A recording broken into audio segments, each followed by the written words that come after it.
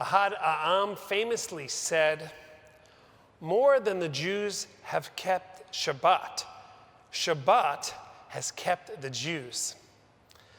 I've always loved this turn of phrase, and it came to mind again as for the second week in a row, our Torah portion highlights the significance of Shabbat.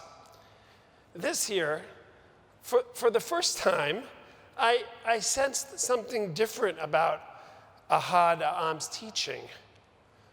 More than the Jews have kept Shabbat, Shabbat has kept the Jews. I was struck by the notion that we needed to add a verb or a noun or an adjective at the conclusion of his sentence. Shabbat has kept the Jews grounded. Shabbat has kept the Jews well-fed. Shabbat has kept the Jews rested. I even began to wonder if he purposely did not include a last word to allow each of us to fill in the space. Now, it's worth noting that Ahad A'am is considered the founder of cultural Zionism. He rejected what we would call Orthodox Judaism and prioritized the cultural and ethical aspects of our tradition, which leads me to think his teaching is a charge, begging us Reformed Jews to put our own personal stamp on Shabbat, because he knew Shabbat was a Jewish practice, but not necessarily a religious practice that could keep us Jews healthy and happy while also personally engaged in our tradition. It's crystal clear to me that we need Shabbat more than ever. We've already said that multiple times this very Shabbat evening during the service. This more than 3,000-year-old observance of a day unlike any other days of the week has the potential to keep us steady, connected, and stable. How many of us during this pandemic year have wondered, what day is it? How many of us are being pinged right now as we worship together because we have devices that are attempting to grab our attention every single minute that we are awake? How many of us are driven by the intensity of our lives instead of taking hold of them and prioritizing what is most important to us? And engagement in Shabbat in some way can be the answer to all these challenges and more. Yes, Shabbat can keep us. Shabbat can keep us in a regular touch with friends and family because we have chosen to make it a Shabbat practice. We have a couple sons in this congregation to call our mother or a friend every Shabbat.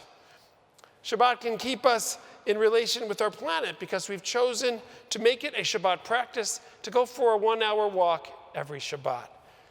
Shabbat can keep us engaged in our synagogue community because we've chosen to make it a Shabbat practice to attend Friday or Saturday morning services. Shabbat can keep us connected to those most precious to us because we have chosen to make it a Shabbat practice to have a meal with them. Shabbat can keep us balanced because we've chosen to make it a Shabbat practice to not work at all or for a part of the Sabbath. As a poet wrote, when the week is done and I light the Shabbat candles, my time begins. I take a deep breath and I let it go. Just like Rabbi Buchtel said. I embrace the peace of Shabbat.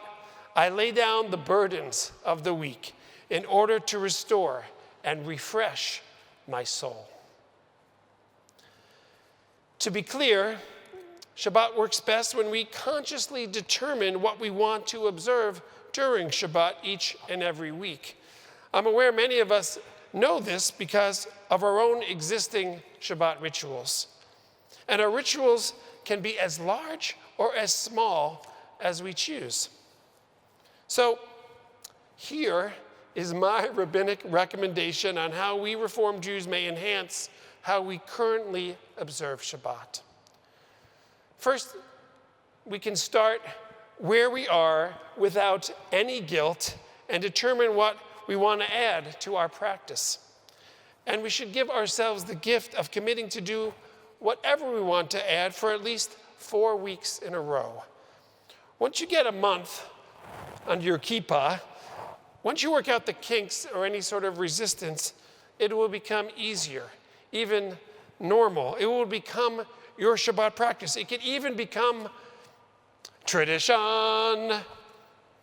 Sorry, Dan. Now, this won't take forever, but it will take some focused energy over a short period of time. In my household, we have a proverb that we often repeat to each other, especially when one of us is in a rush and searching for something.